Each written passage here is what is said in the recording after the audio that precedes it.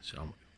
الدكتور عمران حسين لسه منزل مقطع دلوقتي بيتكلم فيه عن الانترنت بعد الحرب النووية او الحرب الكبيرة العالمية اللي هتحصل.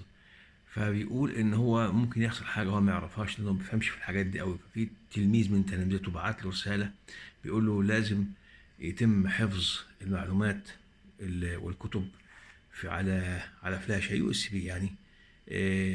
عشان هو مش معروف، هو الحرب ديت ممكن تشيل كل حاجة أو تلغي كل حاجة أو يحصل فيه تدمير لمعلومات مهمة جدا. وهو قال إن جميع كتبه وجميع الشرايط موجودة على الإنترنت، والكتب بتاعه ما هوش فرض عليها رسوم ولا حاجة، هي فري داونلود. فاللي عاوز ينزلها ينزلها.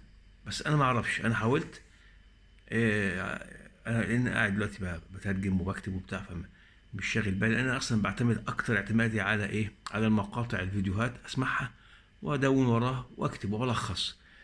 ده اسهل لي كمان عشان القرايه بتتعبني شويه. انما نصيحتي للناس، هو باعت رساله بيقول نصيحه يعني، نزلوا الحاجه، نزلوا المحتوى بتاعه واحتفظوا به لما هو بعد. وبارك الله فيكم وجزاكم الله خيرا، وإنا نستودعكم.